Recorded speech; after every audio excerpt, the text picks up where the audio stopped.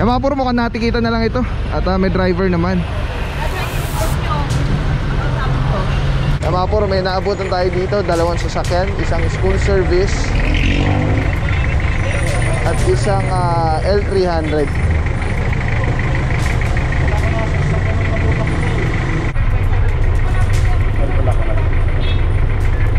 Ay na orasan na yan. At I'm sure na orasan na yan dahil na may nahuli pa tayong dalawa doon.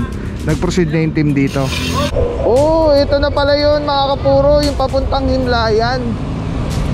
Ayan, ito yung kinikiling natin ng Dipos last time. Purong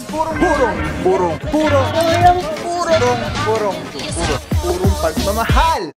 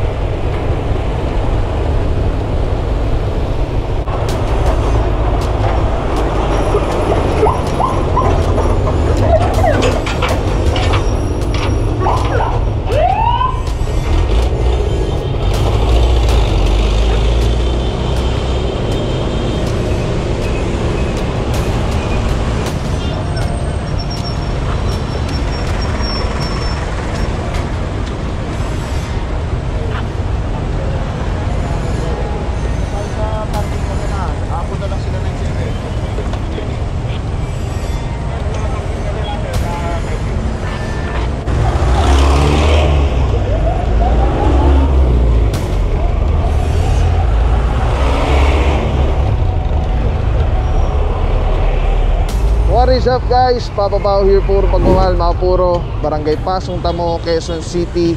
Araw natin mga puro, Tuesday, January 10, 2022. Kasama natin TTMD, Ika Sipag Galing. OIC for today, Officer Francisco together with Officer Alvario. Mga puro, may naabutan tayo dito, dalawang sasakyan, isang school service at isang L300.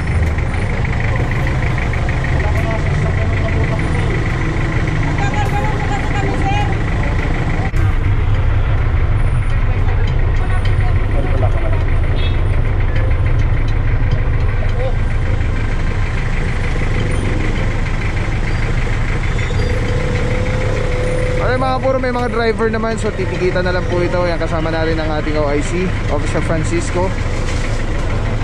At dito naman nag-cooperate na rin si Bossing, papatiket na lang din po.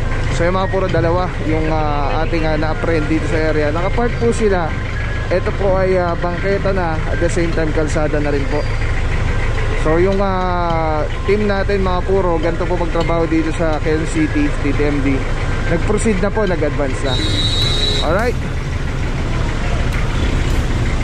Mga puro, big shoutout sa ating puting mayora, Mayor Joy Belmonte, ating Vice Mayor Gian Soto, Lungsod Quezon, at tuloy-tuloy yung pagsaayos ng mga kalsada dito sa Quezon City.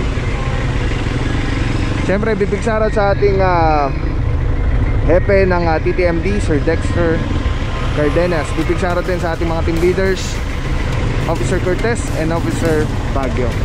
Alright, proceed na tayo mga kapuro. Let's go. Alright mga kapuro, tuloy na tayo dun sa, ito baybayin po natin. Currently, hindi pa natin alam kung anong street itong kung nasan tayo ngayon. Pero ito, may naabutan pa tayo dito. Ayun, Tandang Sora 2. Meron po tayo naabutan dito, isang Toyota Honda City na puti. At yan, currently kinakamahan na or kakamahan na.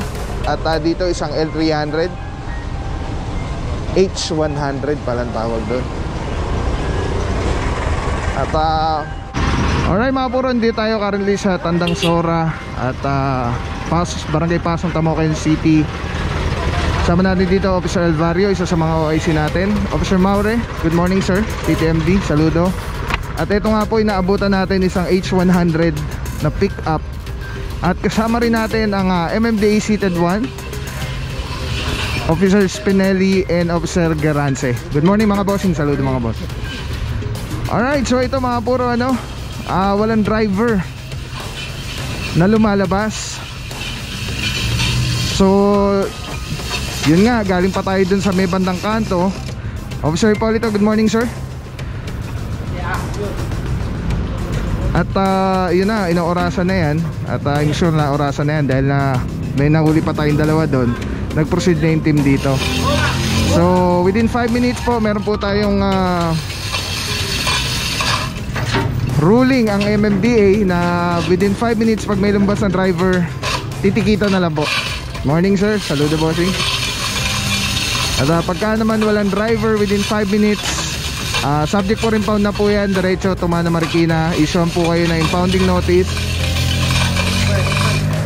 At iiwan po yan kung wala naman tao dito, kapitbahay or anyone. Like pag establishment may security guard, walang pag-iiwanan. Minsan dinidikit sa pader, minsan iniiwan na lang dun sa kung saan siya nakapark para paglabas ng may-ari makikita niya yung impounding notice. Nandun na po lahat ng details. Alright, so ito mga puro, nakasampa na. At yung isa naman doon ay nakakama na rin. Tapos the rest ng team natin mga puro nag-advance na rin doon.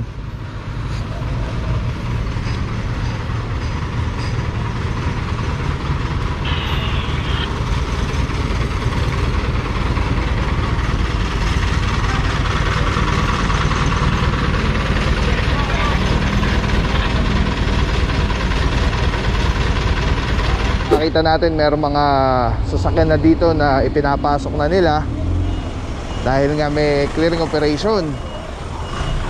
So hindi natin alam kung mas malamang natikita na po yan. Alright mga puro, dito naman kasama natin Officer Libres, good morning sir, saludo bossing.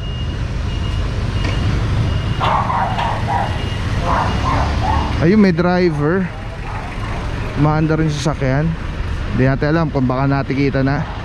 Well, kasama natin dito Officer Valencia and Officer Tianyo.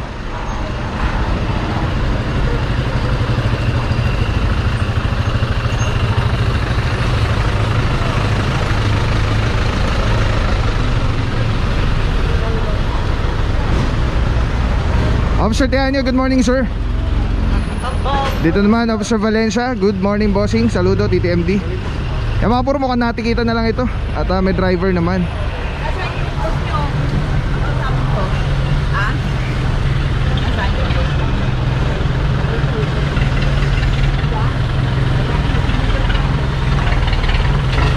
So nagkatikitan na lang dito mga puro, gawa ng mukhang may mga driver naman ano.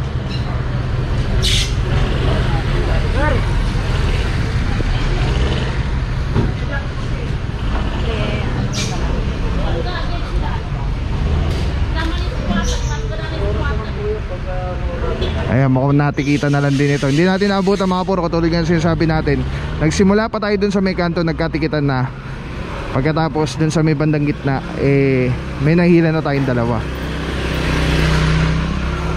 Tapos dito sa dulo, ito nga, may natikita na tayo. Mas sigurado yan. Yung mga puro, well coordinated po tayo sa barangay. Meron pong complaint dito sa area.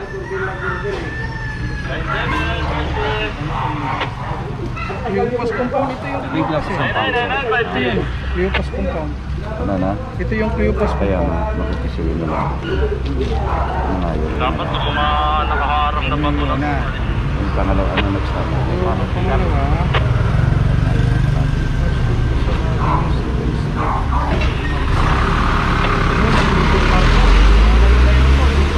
Tayo dyan ka, sir. Nilay na natin sa Luzon. Ay, sasabay na natin. So ito yung San Miguel. Ano mauuna? Ito yung San Miguel ngayon, sir. Okay. Tapos ito yung sunod, yung sa Oliva Street. Saan yung malapit? Malapit ito yan. Saan ang daan natin? Ikot tayo, sir, sa Luzon Avenue. Okay. Commonwealth, ilalim ng flyover. Tayo sa kabila Major pala. Marcos. Sa kabila pala ito. Opo. Sige. Sige. Alright mga puro, okay na yung ruta natin ano. At dito sa area na to, clear na yung area. Wala na obstruction. At isa to sa mga complaint area. Meron po tayong reklamo. At isa tong area na ito, kung taga rito po kayo, ay yan, meron pong complaint sa area nyo. Kaya po nagkaroon ng clearing operation dito. At puproceed na tayo mga puro sa next target location po natin. Maliwa tayo. Tapos diretso lang yun sa may St. Anthony. Tayo lang natin yung may inihila kasi rito.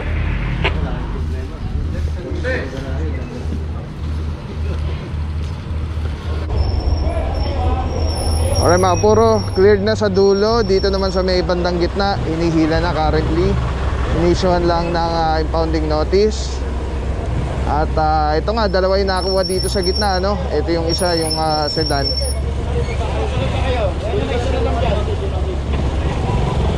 Habang the rest of the team mga puro ay proceed na. Ganyan po ang trabahong ginagawa natin dito sa ng team ng TTMD dito sa Quezon City. Hindi na po tayo tumitenga. So pagka meron ng may natikita na yung or nahila na yung the rest ng team na wala nang ginagawa, magpo-proceed na, mag-advance na. Kasi may mga chances din kasi na nabubulabog yung area, nag-aalisan yung mga obstruction.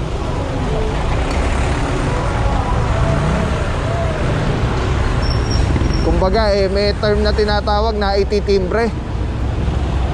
Kaya hindi natin nahuhuli iba. Kaya ganyan po ang team talaga. Nag-a-advance, mabilis, sabay-sabay, kalat pag-deploy. Alright, let's go guys.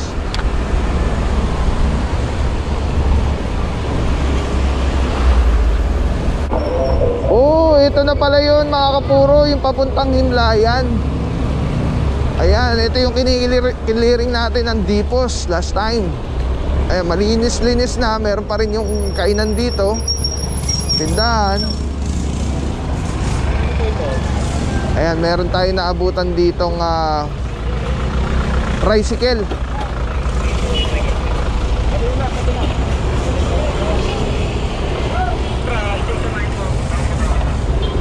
Tapos dito naman isang L300. And then motorsiklo. Yan, pagka may driver po, magsialis na po kayo agad pag nakita niyo yung clearing team. Dahil pagka po kayo napostehan ng team, ay matitikitan na po kayo.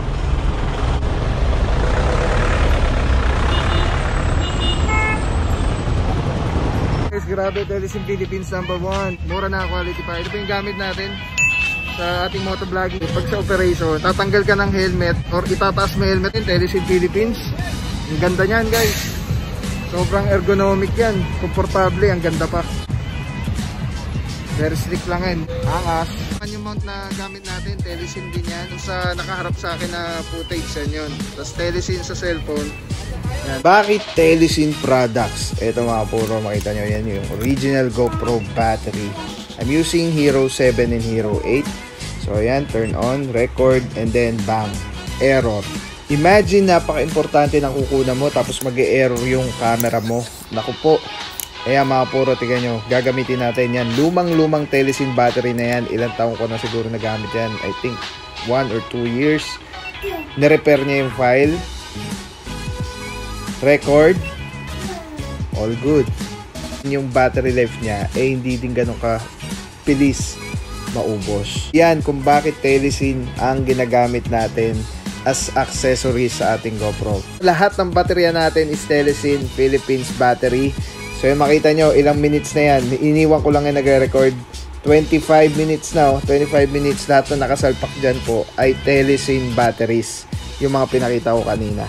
Kaya kung magpapalit ka lang din, mag-Telesin ka na. Wala akong papapaw. So thank you so much sa wala sa akong support, tiwala.